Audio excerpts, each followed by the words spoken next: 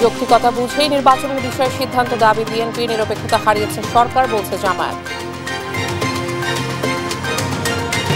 কুষ্টিয়ায় RT-PCR ল্যাবের যন্ত্রাংশ চুরি, বন্ধ রয়েছে কোভিড পরীক্ষা, কর্তৃপক্ষের গাফিলতিতে ক্ষোভ।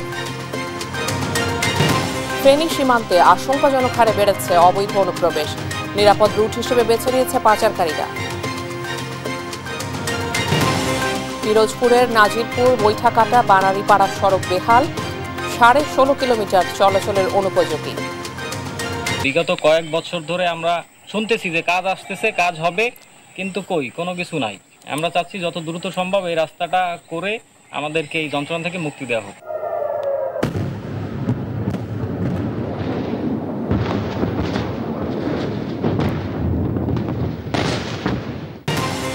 ইরানের ক্ষেপণাস্ত্রে ইসরায়েলে প্রাণ গেছে 12 জনের, ইসরায়েলের হামলায় ইরানের পুলিশ প্রধান নিহত। এবং ফিফা ক্লাব বিশ্বকাপের উদ্বোধনী ম্যাচে ইন্টার মিয়ামিকে রুখে দিল আল আহলি, গোলশূন্য ড্র মেসির দলে।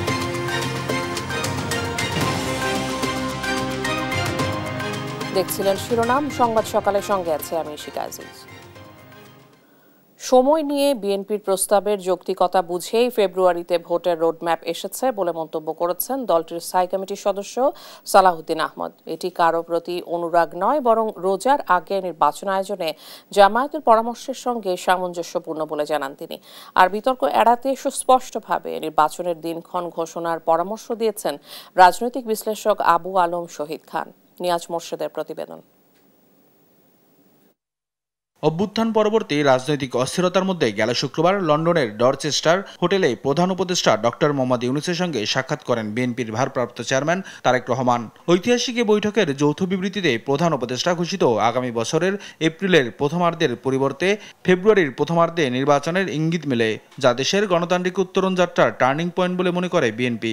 রমজান শুরু হওয়ার আগের সপ্তাহেও নির্বাচন আয়োজন করা যেতে পারে। ঘোষিত সময়সীমা থেকে সরে আসায় অন্তর্বর্তী সরকারের সমালোচনা করেছে জামাত ইসলামী এবং নবগঠিত রাজনৈতিক দল এনসিপি। সবশেষ এক বিবৃতিতে জামাত বলেছে, বৈঠক হতেই পারে, তবে একটি দলের সঙ্গে আলোচনা করে যৌথ বিবৃতিতে ঘোষিত সময়সীমা পরিবর্তন সরকারের নিরপেক্ষতা ক্ষুণ্ণ করেছে। শুধু একটি দলকে খুশি করার জন্য নির্বাচনী সড়কে বাংলাদেশকে নিয়ে যাওয়া হচ্ছে। জামাত ও এনসিপির দাবি নাকচ করেছেন বিএনপির স্থায়ী কমিটির সদস্য সালাউদ্দিন আহমেদ। তিনি পরামর্শ দিয়েছিলেন যে জাতীয় সংসদ নির্বাচন আগামী রমজানের আগে করা যেতে পারে। ইনি উল্লেখ করেছেন, সেই দৃষ্টিভঙ্গি তারা প্রকাশ করেছেন। রমজানের শুরুর আগের সপ্তাহে যে নির্বাচনের সম্ভাব্য তারিখের বিষয়ে বলা হয়েছে, সেটা তাদের সেই পরামর্শের সাথে তো সামঞ্জস্যপূর্ণ। তো এখানে রাগ অনুরাগ বিরাগ বিএনপির প্রতি দেখানো হয়েছে, এটা আসলে অযৌক্তিক। তার দাবি, নির্বাচনের যৌক্তিক সময় তুলে ধরতে সক্ষম হওয়ায় সিদ্ধান্ত পুনর্বিবেচনা করেছেন প্রধান উপদেষ্টা।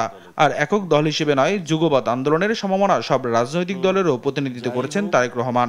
আলাপ আলোচনার মধ্য দিয়ে একটা জায়গায় নিষ্পত্তি হয়েছে, জাতির জন্য কল্যাণকর একটা সিদ্ধান্ত হয়েছে যে রমজানের শুরুর আগের সপ্তাহে নির্বাচন অনুষ্ঠান করা যায়।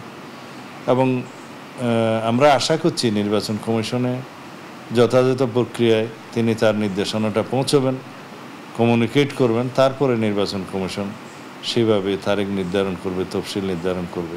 তবে বিতর্ক এড়াতে বারবার সম্ভাব্য তারিখ ঘোষণা না করে সুস্পষ্ট দিনক্ষণ জানানোর তাগিদ দেন রাজনৈতিক বিশ্লেষক আবু আলম শহীদ খান। নির্বাচনের তারিখ হওয়াটা তো ইম্পর্টেন্ট, পরিষ্কার ঘোষণা আসতে হবে।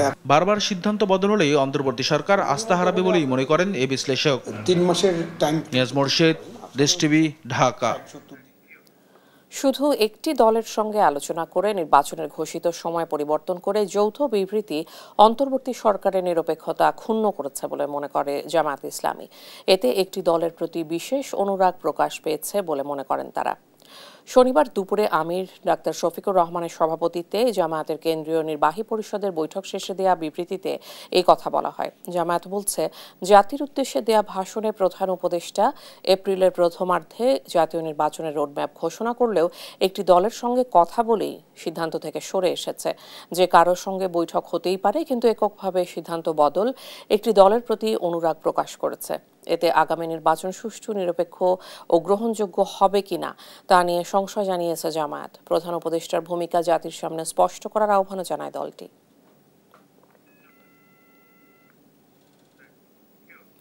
প্রধান উপদেষ্টা যখনই সিদ্ধান্ত দেবেন তখনই নির্বাচনের জন্য আইন শৃঙ্খলা বাহিনী প্রস্তুত বলে জানিয়েছেন স্বরাষ্ট্র উপদেষ্টা জাহাঙ্গীর আলম চৌধুরী। শনিবার দুপুরে র্যাব 1 কার্যালয়ে পরিদর্শন শেষে এই কথা বলেন তিনি। এ সময় দেশের সার্বিক আইন শৃঙ্খলা পরিস্থিতির উন্নতি হয়েছে বলে দাবি করেন স্বরাষ্ট্র উপদেষ্টা। তৌফিক মাহমুদ মুন্নার রিপোর্ট, জানাচ্ছেন মোহাম্মদ সাকিব। শনিবার বেলা 11টার দিকে armed police battalion APBN headquarter পরিদর্শন করেন স্বরাষ্ট্র উপদেষ্টা জাহাঙ্গীর আলম চৌধুরী। এ সময় কর্মকর্তাদের সঙ্গে কথা বলেন তিনি। পরে উপদেষ্টা সাংবাদিকদের জানান, মাঠ পর্যায়ে পুলিশের কাছে রাইফেলের মতো অস্ত্র থাকলেও ভারী মারণাস্ত্র থাকবে না। গেল 11 মাসে আইন শৃঙ্খলা পরিস্থিতির উন্নতি হয়েছে বলেও জানান তিনি। আইন শৃঙ্খলা অনেক উন্নতি হয়েছে, তবু আছে, এটা তো একটা কোনো লিমিট নাই। এটা যতই উন্নতি হবে আরো উন্নতি হতে থাকবে। একটা পেন্সিলও কিন্তু মারণাস্ত্র হয়ে যায়, বুঝতে পারছেন? একটা পেন্সিল মারণাস্ত্র বলতে বড় ধরনের হাতিয়ারগুলি থাকবে না। বাট আপনারা জানেন AP ব্যাটালিয়নের রুল এবং অন্যান্য নর্মাল পুলিশের রুল কিন্তু এক না, একটা এক রুলে কিন্তু তৈরি হয়েছে। এখন এদের রুল হয়েছে ডিউরিং ইভেন যদি আমাদের কোনো সময় যুদ্ধ করতে হয়, এরা কিন্তু সেনাবাহিনীর সাথে যুদ্ধ করে। পরে র্যাপিড অ্যাকশন ব্যাটালিয়ন র্যাব 1 কার্যালয়ে পরিদর্শন করেন স্বরাষ্ট্র উপদেষ্টা। সাংবাদিকদের প্রশ্নের জবাবে তিনি জানান, নির্বাচনের সহায়তা দিতে প্রস্তুত আইন শৃঙ্খলা বাহিনী। প্রধান উপদেষ্টা যে সময় উনি ডিসিশন নেবেন ইলেকশনের ডেট, আমরা সেই সময়ের জন্য সবসময় প্রস্তুত। আমাদের ইলেকশন যে সময় হবে ওই সময়ের জন্য যে ধরনের প্রস্তুতি দরকার হবে আমরা ওই ধরনের প্রস্তুতি। দুই একটি ছোটখাটো ঘটনা ছাড়া এবার ঈদ শান্তিপূর্ণভাবে উদযাপন হয়েছে বলেও জানান স্বরাষ্ট্র উপদেষ্টা। মোহাম্মদ সাকিব, দেশ টিভি, ঢাকা। দ্রুততম সময়ে মামলা নিষ্পত্তির মাধ্যমে মানুষকে ন্যায় বিচার দিতে সরকার কাজ করছে বলে জানিয়েছেন আইন উপদেষ্টা ডক্টর আসিফ নজরুল। শনিবার রাজধানীর বেইলি রোডে জাতীয় আইনগত সহায়তা প্রদান সংস্থার কার্যালয়ের এক মতবিনিময় সভায় এই কথা বলেন তিনি। লিগ্যাল এইডের মাধ্যমে মামলা নিষ্পত্তি 35,000 থেকে 2 লাখে নিয়ে যাওয়ার লক্ষ্য জানিয়ে উপদেষ্টা বলেন, এতে মামলার সংখ্যা 40% কমবে। আরও জানাচ্ছেন মাকদুরা মিতি। আইনগত সহায়তা প্রদান আইন 2000 অধিকতর সংশোধনে মতবিনিময় সভা আয়োজন করে জাতীয় আইনগত সহায়তা প্রদান সংস্থা। এ সময় আইনটির বিভিন্ন দিক নিয়ে পরামর্শ তুলে ধরেন অংশীজনরা। আইন উপদেষ্টা জানান, দ্রুততম সময়ে কম খরচে মামলা নিষ্পত্তি, মানবাধিকার নিশ্চিত ও মানুষকে মামলার অভিশাপ থেকে মুক্তি দিতে কাজ করছে সরকার। এজন্য জাতীয় আইনগত সহায়তা সংস্থাকে আরো কার্যকর ও শক্তিশালী করা হচ্ছে। আমাদের মন্ত্রণালয়ের পক্ষ থেকে আমরা 3টা টার্গেট করেছি সংস্কার কার্যক্রমের ব্যাপারে। দ্রুত এবং স্বল্পতম সময়ে অল্প খরচে মামলার নিষ্পত্তি করা। লিগ্যাল এইডেও মামলা নিষ্পত্তির বিষয়ে কথা বলেন আইন উপদেষ্টা। সরকারি আইনগত সহায়তার মাধ্যমে যে আমরা মধ্যস্থতার মাধ্যমে মামলা স্বল্প খরচে স্বল্প সময় নিষ্পত্তি করছি, সেটার সংখ্যা 35,000। আমরা সেটাকে 1 থেকে 2 লক্ষে নিয়ে যেতে পারবো। 1 লক্ষ তো অবশ্যই পারবো, আমাদের টার্গেট হচ্ছে 2 লক্ষে নিয়ে যাওয়া। বিচার বিভাগে অবকাঠামোগত সমস্যা সমাধানে প্রয়োজনে ব্র্যাক, প্রশিকা ও অ্যাকশন এইডের মতো বেসরকারি প্রতিষ্ঠানের অফিসকে বন্ধের দিন কাজে লাগানোর কথাও জানান আইন উপদেষ্টা। সরকারি আইন সহায়তা করে দিলাম। মাকদুরা মিতি, দেশ টিভি, ঢাকা। যান্ত্রিক ত্রুটি কিংবা পাইলটের ভুলের কারণে বোয়িংয়ের অত্যাধুনিক প্রযুক্তিতে নির্মিত 787 ড্রিম লাইনার মডেলের বিমান দুর্ঘটনা কবলে পড়তে পারে বলছেন বিশেষজ্ঞরা। বাংলাদেশে ব্যবহৃত 6টি ড্রিম লাইনার মডেলের বিমান নিয়মিত রক্ষণাবেক্ষণের পরামর্শ তাদের। আর বিমান বাংলাদেশ এয়ারলাইন্সের দাবি, রুটিন অনুযায়ী নিয়মিত চেকিং করা হয় প্রতিটি বিমান। আলিমুজ্জামান সাফওয়ানের রিপোর্ট। বৃহস্পতিবার দুপুরে এয়ার ইন্ডিয়ার ফ্লাইট AI-171 ভারতের আহমেদাবাদ বিমানবন্দর থেকে উড্ডয়নের পরেই গুজরাটের মেঘানীনগর এলাকার একটি ভবনের উপর আছড়ে পড়ে।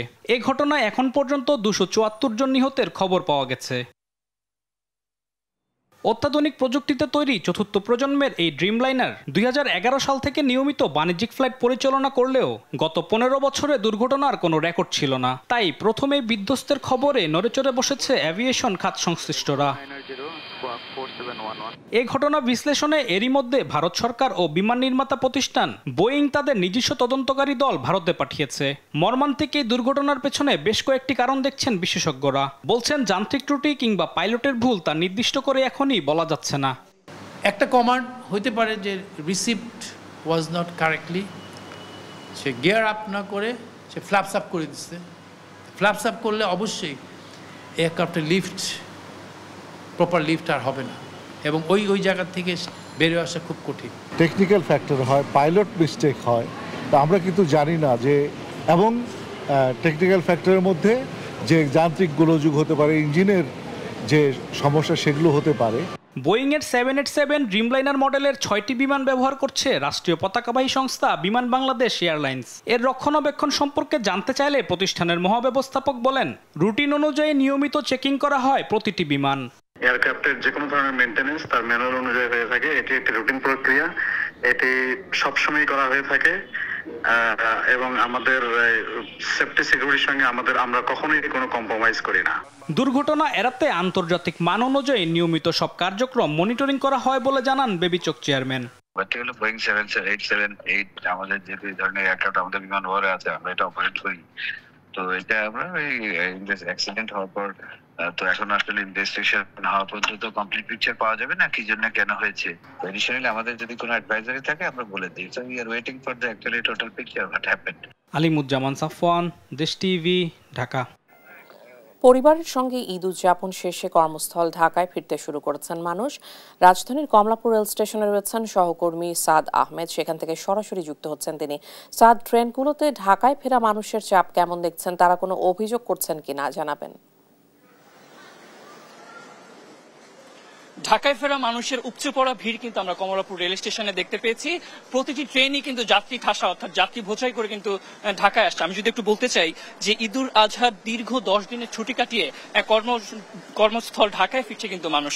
তারা যেটি বলছেন, আমরা তাদের সঙ্গে কথা বলে যেটি জানতে পেরেছি যে ঈদুল আজহার ছুটির শেষ দিন গতকালকে শেষ হয়ে যাওয়া, আজ কিন্তু সরকারি অফিস আদালতগুলো খুলে ফেলছে। সেজন্যই নিজ নিজ কর্মস্থলে অর্থাৎ জীবিকার তাগিদে তারা কিন্তু ছুটে এসছেন ঢাকায়। এবং তারা যেটি বলছেন যে টিকিট পেতে কোনো ধরনের বিলম্ব না হলেও যে ট্রেনের ভিতরে অতিরিক্ত যাত্রীর চাপ, অর্থাৎ প্রতিটি বগিতেই কিন্তু ব্যাপক যাত্রী চাপ থাকায় এক ধরনের ভোগান্তির মধ্যে কিন্তু তারা পড়েছেন। অর্থাৎ বগিগুলোতে আমি যদি একটু বলতে চাই যে ধারণ ক্ষমতার চেয়ে মাত্রাতিরিক্ত যাত্রী থাকায় অনেকের সিট খুঁজে পেতে সমস্যা হয়েছে।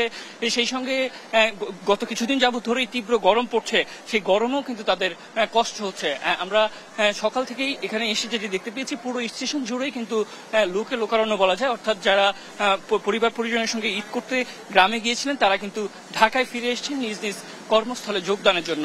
এবং সেটি কিন্তু সকাল থেকেই যেসব ট্রেনগুলো এখানে এসছে কমলাপুর, সবগুলো ট্রেনেরই কিন্তু একই চিত্র আমরা দেখতে পেয়েছি। অর্থাৎ মানুষের যে চাপ, সেটি কিন্তু কমলাপুর রেল স্টেশনে প্রচুর পরিমাণ মানুষের চাপ রয়েছে, যারা নিজ নিজ কর্মস্থল ফিরছেন এবং তারা বিভিন্ন জেলা থেকে কিন্তু মানুষ এখানে আসছেন। তবে টিকিট পেতে কোনো ভোগান্তি কথা কিন্তু তারা জানাননি। তারা যদি বলছেন যে তাদের অসুবিধা হচ্ছে গরমের কারণে, সেই সঙ্গে অতিরিক্ত যাত্রী চাপ থাকায় সিট খুঁজে পেতে, অর্থাৎ বগির যে নির্দিষ্ট সিট, সেই সিট খুঁজে পেতে কিন্তু তাদের এক ধরনের সমস্যা হচ্ছে বলে তারা আমাদেরকে জানিয়েছেন। আমি যদি একটু বলতে চাই যে এবার ঈদে কিন্তু বেশ লম্বা ছুটি কিন্তু পেয়েছে সাধারণ মানুষ, বিশেষ করে সরকারি বেসরকারি অফিস আদালতে যারা কর্মস্থলে আছেন বা কর্মসংস্থানে আছেন, তারা কিন্তু বেশ লম্বা ছুটি পাওয়ায় তারা কিন্তু এখন ঢাকায় ফিরছেন এবং ঢাকায় ফিরে তারা নিজ নিজ যে কর্মস্থল সেখানে কিন্তু তারা যোগদানের জন্য গ্রাম থেকে কিন্তু শহরে এসছেন। এবং প্রতিটি ট্রেনেরই একই চিত্র আমরা দেখতে পেয়েছি যে সবগুলো ট্রেনই কিন্তু যাত্রী ঠাসা, অর্থাৎ যাত্রী বোঝাই করে কিন্তু আসছে। এবং পুরো কমলাপুরেই কিন্তু আমরা সকাল থেকেই লোকে লোকারণ্য এমন চিত্র কিন্তু আমরা দেখতে পেয়েছি। তো এই ছিল কমলাপুর রেল স্টেশন থেকে এখন পর্যন্ত আমার কাছে সর্বশেষ। সাদ, অনেক ধন্যবাদ আপনাকে। ঈদুল আজহার দীর্ঘ 10 দিনের ছুটি কাটিয়ে ঢাকায় ফিরছেন মানুষ, সর্বশেষ তথ্য জানছিলাম। পবিত্র ঈদুল আজহার টানা 10 দিনের ছুটি শেষে আজ থেকে ফের সচল হচ্ছে দেশের সব সরকারি, আধা সরকারি, স্বায়ত্তশাসিত ও আধা স্বায়ত্তশাসিত অফিস আদালত। ঈদের আনন্দ শেষে কর্মস্থলে ফিরছেন কর্মকর্তা কর্মচারীরা, কর্মচাঞ্চল্য ফিরছে সচিবালয় সহ বিভিন্ন দপ্তরে। সরকারি ক্যালেন্ডার অনুযায়ী ঈদের আগে 4 জুন ছিল শেষ কর্মদিবস। 5 জুন থেকে শুরু হয় ঈদের ছুটি। 7 জুন সারা দেশে উদযাপিত হয় পবিত্র ঈদুল আজহা। প্রাথমিকভাবে 5 থেকে 10 জুন পর্যন্ত 6 দিনের ছুটি ঘোষণা করা হয়। পরে নির্বাহী আদেশে 11 ও 12 জুন অতিরিক্ত ছুটি যুক্ত হলে ছুটির পরিসর দাঁড়ায় 10 দিনে। ছুটির শেষ দিন ছিল 14 জুন। ঈদের ছুটি শেষে ঢাকায় ফেরা মানুষের ঢল নামে শনিবার। সড়কগুলোতে চাপ বেড়ে যায় কয়েক গুণ। রোববার সকালেও অনেকে ঢাকা ফিরেছেন। ভ্যাপসা গরমে জনজীবনে হাঁসফাঁস অবস্থা। এ নিয়ে আরো জানাতে সাতক্ষীরা থেকে সরাসরি যুক্ত হচ্ছেন সহকর্মী শরীফুল্লাহ কায়সার সুমন। সুমন, জেলায় আজ কত ডিগ্রি তাপমাত্রা রেকর্ড করা হয়েছে আর শ্রমজীবী মানুষের প্রতিক্রিয়া কি? ইশিকা, সাতক্ষীরায় আজকে যদি তাপমাত্রা বলি সেটি হচ্ছে 35.6 ডিগ্রি তাপমাত্রা এই মুহূর্তে রেকর্ড করা হয়েছে। তবে আজকে তো হচ্ছে বর্ষা ঋতুর যে আষাঢ় মাসের প্রথম দিন, তো এই দিনেই কিন্তু দেখা যাচ্ছে যে এখনো পর্যন্ত গ্রীষ্মের যে প্রভাব, তার প্রভাব এক বিন্দুও কিন্তু কমেনি, যার ফলে বিশেষ করে যারা কৃষিতে, যারা চাষাবাদে, যারা এবং নিম্নবিত্ত যারা কর্মজীবী মানুষ, তারা কিন্তু যথেষ্ট ভোগান্তির মধ্যে রয়েছে। হাসপাতালগুলো রোগীতে ভরে গিয়েছে এবং চিকিৎসকরা বারবার পরামর্শ দিচ্ছেন যে বিশেষ করে পানীয় জলের ঘাটতি যেন না হয় সে ব্যাপারে সতর্ক থাকবার আহ্বান জানাচ্ছেন এবং তার সাথে একই পরামর্শ দিচ্ছেন যে ভারী খাবার, তেল জাতীয় খাবারকে পরিহার করার কথা বারবার বলছেন। কিন্তু শ্রমজীবী মানুষ যে পরিশ্রমের মধ্যে, এখানে আমি একটি কৃষি অঞ্চল, কালীগঞ্জের একটি কৃষি অঞ্চলে এসেছি, এখানে কাজ করছেন বেশ কিছু কৃষক যারা এখানে, এটি হচ্ছে আবার এখানে সৌদির খেজুরও হচ্ছে, এইসব অঞ্চল। তো সেইখানে এসে দেখা যাচ্ছে যে মানুষ অত্যন্ত হাঁসফাঁস অবস্থার মধ্যে পড়ে গিয়েছে এবং মানুষের মধ্যে অনেক কষ্ট লক্ষ্য করা যাচ্ছে। এই অবস্থায় আসলে এখানে প্রাণী সম্পদ কর্মকর্তাকে পেয়েছি, তারাও বিশেষ করে প্রাণী সম্পদ যারা আছে, যেসব মুরগি থেকে শুরু করে হাঁস মুরগি, তাদের অবস্থা বিপন্ন। এখানে তাদের ক্ষেত্রে আপনারা কি পরামর্শ দিচ্ছেন? আমরা এখন যে তাপদাহ, এই তাপদাহ প্রতিরোধে আমরা খামারিদের প্রতিনিয়ত পরামর্শ দিচ্ছি, তারা যাতে এই সময়টাই গরুগুলাকে বারবার গোসল করায়, অর্থাৎ তাপটা নিয়ন্ত্রণ করে এবং যথেষ্ট ভেন্টিলেশন ব্যবস্থাটা করে, আলো বাতাসটা চলাচল করে এবং সাথে সাথে যে দুপুরে যদি বেশি গরম হয় পানিতে একটু স্যালাইন জাতীয়, যাতে স্ট্রেসটা কমে। এবং এই সময় আমরা হলো এই রোদের মধ্যে তারা যেন তাদের গবাদি পশু যেমন হাঁস মুরগি ছাগল গরু, বিশেষ করে ছাগল গরু, এগুলো তারা যেন না মাঠে বাঁধে, আমরা পরামর্শ, তারা ছায়াযুক্ত রাখার জন্য তাদেরকে আমরা পরামর্শ দিচ্ছি। বিশেষ করে এই যে বর্ষার এই প্রথম দিনেও যে পরিমাণ হাঁসফাঁস গরম, এই গরমেও কিন্তু প্রাণী সম্পদেরও, বিশেষ করে মানব সন্তানদের মতোই একইভাবে প্রাণীকুলেরও কিন্তু দুরবস্থা। এই চিত্র কিন্তু সুন্দরবনের প্রাণীদের ক্ষেত্রেও আমরা সেটি লক্ষ্য করেছি। তাই এই যে প্রাণীদের ক্ষেত্রেও পরামর্শ দেওয়া হচ্ছে তাদেরকে ঠান্ডা জায়গায় রাখা এবং ঠান্ডা মধ্যে যাতে পানীয় এবং সুব্যবস্থা করা হয়। এই ছিল সাতক্ষীরার যে তাপদাহ, তার সর্বশেষ। ইশিকা। সুমন, অনেক ধন্যবাদ আপনাকে। আষাঢ়ের 1 তারিখ হলেও প্রচন্ড দাবদাহের সর্বশেষ তথ্য জানছিলাম সাতক্ষীরা থেকে সহকর্মীর কাছে। কুষ্টিয়ায় করোনা পরীক্ষার RT-PCR ল্যাবের যন্ত্রাংশ চুরির ঘটনা ঘটেছে। তবে কিভাবে, কবে এই ঘটনা ঘটেছে তা জানেন না দায়িত্বশীলরা, ফলে বন্ধ রয়েছে করোনা পরীক্ষা কার্যক্রম। এদিকে ল্যাবের যন্ত্রাংশ চুরির ঘটনায় চরম ক্ষোভ বিরাজ করছে জেলার সাধারণ মানুষের মধ্যে। কর্তৃপক্ষের গাফিলতিকে দায়ী করছেন তারা। ইরফান রানার ক্যামেরায় কুষ্টিয়া থেকে নাহিদ হাসান তিতাসের রিপোর্ট। 2020 সালের 16 এপ্রিল কুষ্টিয়া জেনারেল হাসপাতালে করোনা পরীক্ষার জন্য চালু করা হয় RT-PCR ল্যাব। করোনা সংক্রমণ কমে যাওয়ায় বছরখানেক আগে বন্ধ হয়ে যায় ল্যাবটির কার্যক্রম। ল্যাবটি দেখভালের দায়িত্ব দেওয়া হয় 2 জন কর্মচারীকে। হঠাৎ আবারও দেশে করোনার প্রাদুর্ভাব বাড়ায় নতুন করে ল্যাবটি চালু করতে গিয়ে দেখা যায় উধাও RT-PCR সহ বিভিন্ন যন্ত্রাংশ। তবে কিভাবে, কবে এ ঘটনা ঘটেছে তা জানেন না দায়িত্বশীলরা। সরকারি ছুটি থাকার পরে দিনকে সোমবার ছিল, ওই দিনকে আমি এখানে আসি। তো যে খুলে ভিতরের দিকে রুমগুলো পর্যায়ক্রমে হচ্ছে একটা একটা করে চেক করতে যায়। দেখছি গ্রিল কাটার সঙ্গে সঙ্গে দেখছি হচ্ছে ওর ওপরে যে এসির আউটডোর মানে ইনডোরটা ছিল ওইটা দেখছি missing. Medical technologist Khairul Islam আমাকে ফোন করে জানায় যে এরকম ও দেখতে পাচ্ছে যে পিসিআর মেশিন একটা নেই আর এসি কয়েকটা এরকম নেই। এদিকে প্রতিনিয়তই করোনা উপসর্গ নিয়ে রোগীরা ভর্তি হচ্ছেন কুষ্টিয়া জেনারেল হাসপাতালে। তবে আরটিপিসিআর ল্যাবের যন্ত্রাংশ চুরি হওয়ায় বন্ধ রয়েছে করোনা পরীক্ষা। জ্বর, কাশি এই সমস্যা আমার, এরা সব টেস্ট আমার করাইছে কিন্তু করোনা টেস্টটা করতে পারেনি, করোনার মেশিনটা বলে হারা গেছে। 2-3 দিন ভর্তি হয়েছি জ্বরের জন্য, করোনা টেস্ট দিছে, কোনো কিছুই তো নাই, কিভাবে চেক করব। আর ল্যাবের যন্ত্রাংশ চুরি হওয়ার ঘটনায় চরম ক্ষোভ বিরাজ করছে জেলার সাধারণ মানুষের মধ্যে। আমরা কুষ্টিয়াবাসী হিসাবে এই খবরে অত্যন্ত লজ্জিত। গাফিলতি কতটা থাকলে এত সেনসিটিভ একটা বিষয়, এত গুরুত্বপূর্ণ একটা বিষয় চুরি হয়ে যায়, এটা আসলে চুরি কি অন্য কিছু?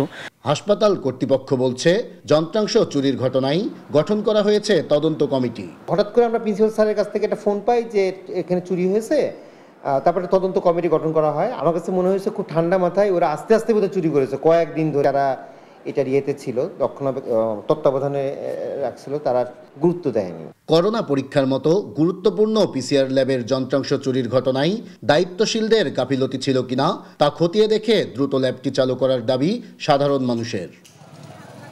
নাহিদ হাসান তিতাস, দেশ টিভি, কুষ্টিয়া। ফেনী সীমান্তে আশঙ্কাজনক হারে বেড়েছে অবৈধ অনুপ্রবেশ, চোরাচালান ও মাদক পাচার। যাতায়াত সহজ হওয়ায় এই পথকে নিরাপদ রুট হিসেবে বেছে নিয়েছে পাচারকারীরা। সহকর্মী তোফাল আহমদ নিলয়ের প্রতিবেদন, জানাচ্ছেন নুসরাত শোভা। গেল 19 মার্চ রাত 8:30টার দিকে বাংলাদেশ থেকে অবৈধভাবে ভারতে অনুপ্রবেশের চেষ্টা করেন নাইজেরিয়ার নাগরিক 27 বছর বয়সী কালিস্টাস। তবে কী কারণে অবৈধভাবে এক দেশ থেকে আরেক দেশে যাওয়ার চেষ্টা করছিলেন কালিস্টাস তা জানা যায়নি।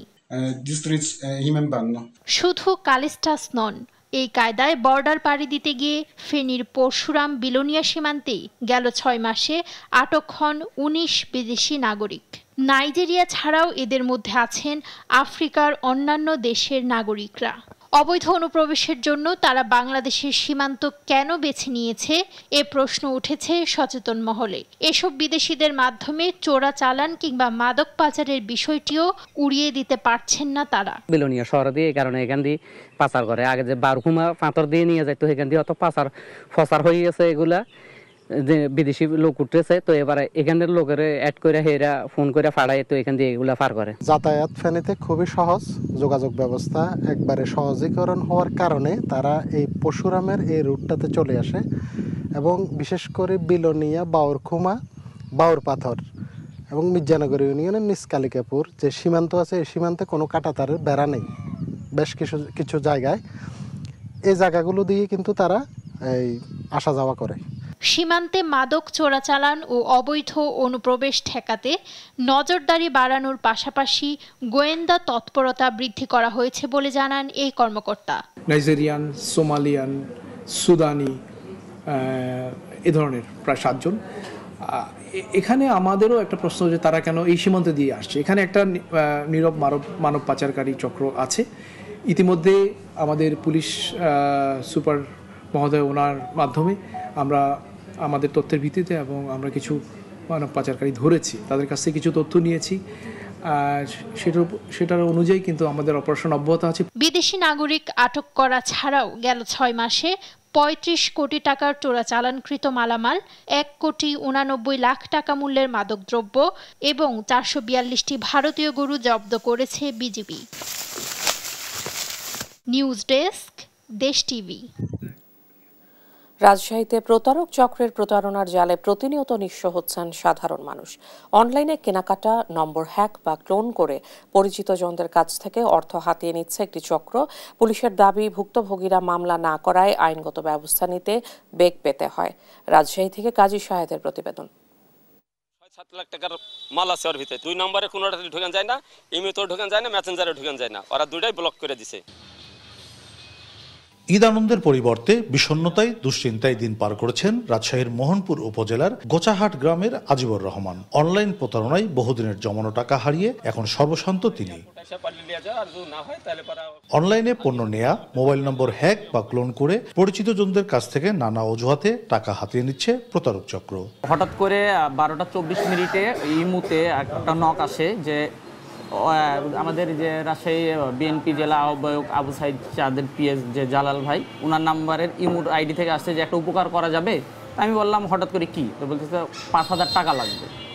তো এখন আমার সন্দেহ হইলো যে ওনার সাথে কথা বলতে বলতে তখন উনি 5,000 টাকা থেকে 2,000 টাকাতে নেমে আসছে। তখন আমার সন্দেহ হলো যে এটাকে আসলে ওনার না, কেউ ফ্যাক, কেউ বাজেভাবে ইউজ করতে পারে। ওনাকে কল দিয়ে জানা যায় যে ওটা যে ফ্যাক, ওটি হ্যাক হয়েছে, অন্যজনের অনলাইনে প্রতারণা করতেছে। মানে এমনভাবে তারা অনলাইনের মাধ্যমে মোটিভেট করে যে তারা মানে বুঝতে পারে না, বোঝার মানে অবকাশও রাখে না।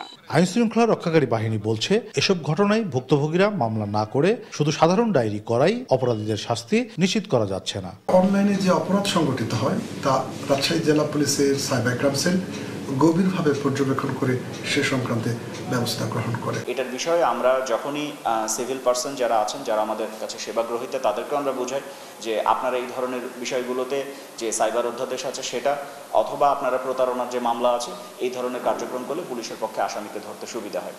প্রযুক্তিবিদরা অবশ্য বলছেন, অনলাইনে কেনাকাটা লেনদেনে দরকার প্রযুক্তিগত জ্ঞান। এছাড়া আইন শৃঙ্খলা বাহিনীর দৃশ্যমান পদক্ষেপ প্রতারণা কমাতে ভূমিকা রাখতে পারে। প্রযুক্তি ব্যবহারের ক্ষেত্রে প্রথমত আমাকে ব্যাপারগুলো জানতে হবে। আমরা আসলে যেই ধরনের প্রযুক্তি ব্যবহার করি, এটা যদি আমরা না জেনে ব্যবহার করি তাহলে সেক্ষেত্রে ক্ষতি হওয়ার সম্ভাবনাটাই বেশি। মানুষের প্রযুক্তিগত জ্ঞানের অভাব, মনিটরিং এবং সমন্বিত পদক্ষেপের অভাবে অনলাইন ভিত্তিক অপরাধ বন্ধ হচ্ছে না বলে মনে করেন অপরাধ বিশেষজ্ঞরা।